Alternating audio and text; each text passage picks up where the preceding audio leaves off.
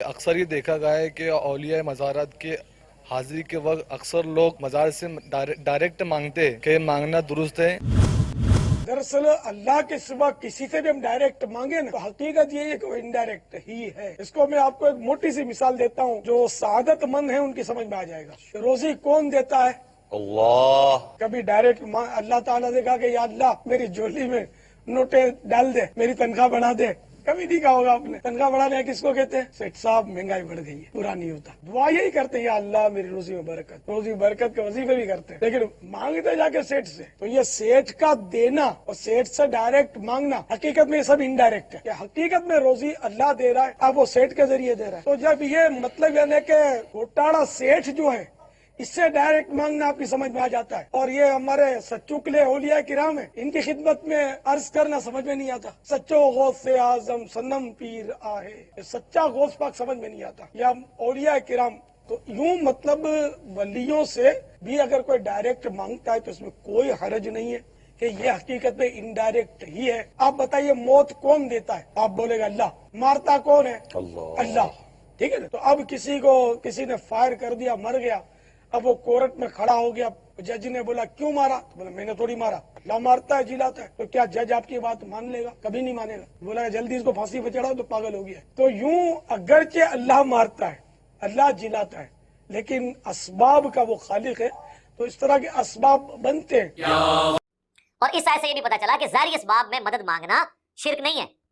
وہ اکثر کہہ رہے ہوتے ہیں نا جی امی سے روٹی مانگیں گے تو شرک ہو جائے گا. اگر امی سے روٹی مانگ سکتے ہیں تو شیخ عبد القادر جیلانی سے مدد کیوں نہیں مانگ سکتے؟ ڈسپرین کی گولی اگر مشکل کشا ہو سکتی ہے تو خواجہ اجمیری مشکل کشا کیوں نہیں ہو سکتے؟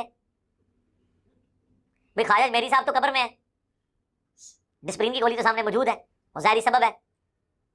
پانی تو سامنے موجود ہے, روٹی تو سامنے موجود ہے, امی تو سامنے موجود ہے. کوئی مری ہوئی ماں سے بھی روٹی مانگتا ہے قیامت تک بھوکا ہی مرے گا, پھر وہ کڑتالتے ہی مرے گا. یہ دو ڈفرنٹ چیزیں ہیں. اسباب آپ کافر سے بھی لے سکتے ہیں. بخاری مسلم دونوں میں حدیث ہے کہ نبی اسلام کی زیرہ گروی رکھی ہوئی تھی ایک کافر کے پاس چند اناج کے دانوں کے عوض. آپ نے تو کافروں سے مدد لی ہے. جی خیبر میں نبی اسلام نے حضرت علی سے مدد مانگی. بھئی حضرت علی سامنے موجود تھے, جنگ کے لیے بلایا, مدد مانگی کیا؟ پہلے تو مدد کی, شعبہ چشم تھا, اپنی مبارک تھوک لگائی, ان کو شفا ہوئی. یہ تو سارے کہتے ہیں مدد مانگی, یہ کیا کرو پہلے مدد کی تھی, اس تو بعد ڈیوٹی لائی.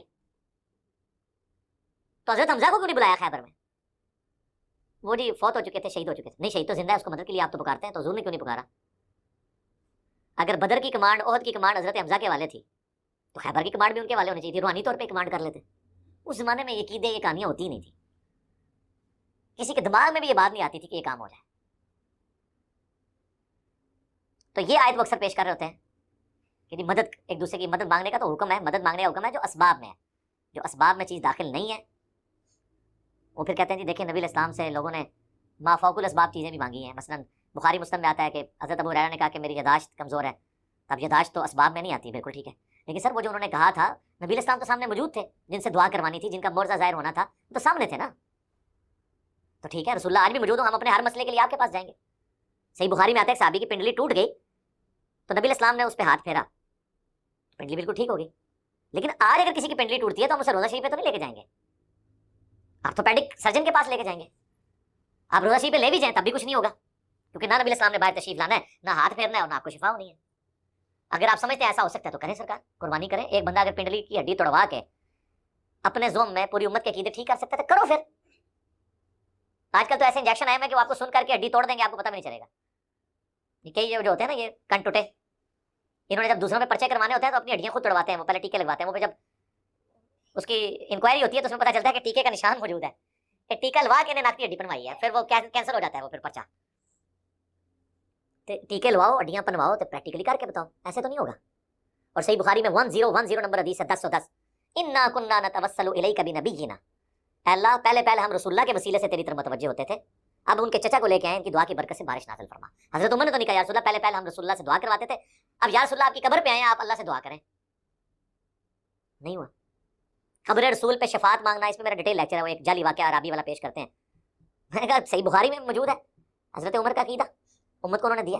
اور حضرت عمر تو وہ صحابی ہیں جن کے بارے میں صحیح مسلم میں آتا ہے, ایک سفر میں جب پانی کم پڑ گیا تو حضرت عمر نے حضور کو آ کے ریکویسٹ کی کہ یا رسول اللہ ہم تھوڑا بہت پانی اور راشن جمع کر کے آپ کو دیتے ہیں, آپ اس میں برکت کی دعا کریں تو سب کے لیے کفایت کر جائے. اور یہی ہوا, نبی اسلام نے اس پہ دعا کی, اپنا ہاتھ رکھا, ایک کٹورا جو ہے وہ اتنے لوگوں کے لیے کفایت کر گیا. اور بخاری مسلم میں آتا ہے صلح حدیبیہ میں تو 1500 صحابہ نے ایک کٹورے سے وضو کیا, پانی پیا, جانوروں کو پلایا, اسٹور بھی کر لیا. اور جابر بن عبداللہ کہتے ہیں ہم 1 لاکھ بھی ہوتے تو وہ پانی زیادہ تھا.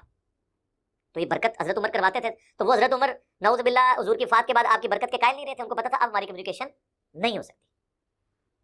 اب اس طریقے سے ہم نبی الاسلام کے ساتھ گفت و شنید نہیں کر سکتے, اپنے پرابلم ان کے ساتھ اس طریقے سے ڈسکس نہیں کر سکتے. وہ اللہ کی جنتوں میں. ہاں ہمارا درود و سلام ان تک پہنچتا ہے, ان کی دعاؤں کا حصہ میں آج تک مل رہا ہے, وہ سب کچھ ہے. میرا یوٹیوب پہ کلپ بھی ہے توحید کے خلاف 10 دھوکے علماء کے.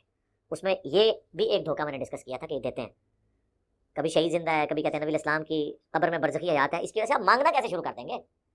مانگنا آپ نے اللہ سے ہی ہے. نبی الاسلام نے ہمیں یہی تعلیم دیا ہے کہ ہم نے اللہ ہی سے مانگنا ہے. اللہ کی مرضی ہواؤں کو بھیجے, کسی فرشتے کے ذریعے کام کرائے, اسباب کے ذریعے کروائے, بغیر اسباب کے کروائے. ہم نے نبی الاسلام سے کمیونیکیشن اب وہ والی نہیں ہو سکتی. لیکن یہ لوگ دیکھ لیں آپ آج تک کر رہے ہیں. اور سننے والے بھی کتنے یعنی عجیب و غریب قسم کے دماغ بند کر کے لوگ بیٹھے ہوتے ہیں. وہ اینالوجیز کو نہیں سوچ رہے ہوتے کہ یہ اینالوجی کو بنتی ہے کہ امی سے روٹی مانگنا اور شیخ عبدالقادر جیلانی جو فوت ہو چکے ہیں ان سے مدد مانگنا یہ برابر ہے.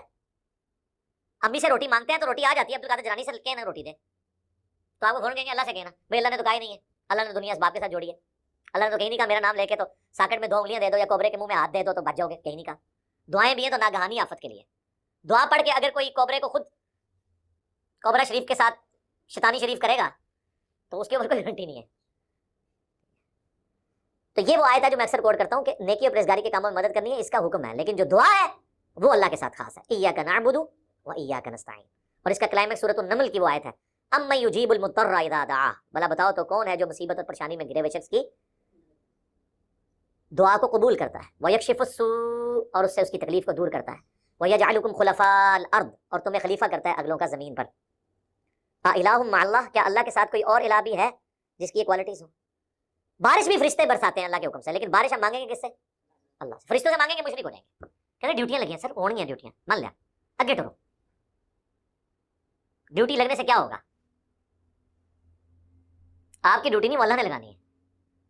آپ نے اللہ ہی کو پکارنا ہے. تو فرشتوں کی ڈیوٹی لگی ہے. سنن نسائی میں حدیث ہے زمین میں فرشتے سے یاد کرتے ہیں اور میرے امتیوں کا سلام مجھ تک پہنچاتے ہیں. لیکن ہم نے فرشتوں کو نہیں پکارنا. ہم نے دروشی میں کیا کہنا ہے؟ اللہم صلی علی محمد وعلی آل محمد. اللہ آپ رحمت نازل فرمائیں محمد اور آل محمد کے اوپر صلی اللہ علیہ وآلہ وسلم. ہم نے فرشتوں سے نہیں کہنا کہ ہمارا پیغام لے کے آپ چلے جائیں.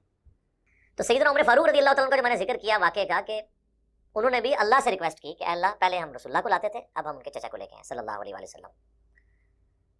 حالانکہ حضرت عمر گواہ ہیں اس بات کے کہ آپ کے سامنے یہ سب کچھ ہوا ہے کہ پیالے میں ہاتھ داخل کیا اور چشمے جاری ہو گئے. تو اب حضرت عمر پہ گستاخی کا فتویٰ لگائے گا. اچھا, اس میں ایک بڑا لطیف نکتہ ہے کہ نبی علیہ السلام نے جب کبھی بھی اس طریقے سے کوئی برکت کی دعا کی ہے نا, تو پہلے کوئی چیز ایگزسٹ کرتی تھی. مثلا 10 بندوں کا کھانا تھا, لعاب دان اس میں ڈالا, 300 کو کفایت کر گیا اور کھانا اتنا ہی رہا. صحیح بخاری مسلم میں آتا ہے. اس طریقے سے بخاری مسلم میں آتا ہے کہ کنواں تھا, اس میں لعاب دان ڈالا, پانی اوپر آ گیا, لیکن پانی اس میں نیچے تھا, پہلے پانی موجود تھا. بخاری مسلم میں آتا ہے ایک کٹورے میں ہاتھ رکھا جس میں پانی تھا, 1500 صحابہ نے وضو کر لیا, لیکن وہ اتنا پانی تھا, صرف کبھی انگلیوں سے پانی کے چشمے نہیں جاری ہوئے. کیونکہ یہ جو کوالٹی ہے نا, کریشن ایکس نہیں لو, عدم ماں سے وجود, یہ صرف اللہ کی ہے. مخلوق جو ہے اس کی دعا کی برکت سے کوئی چیز ایگزسٹ کر رہی ہے, اس میں برکت ہو سکتی ہے, لیکن کریشن نہیں ہو سکتی.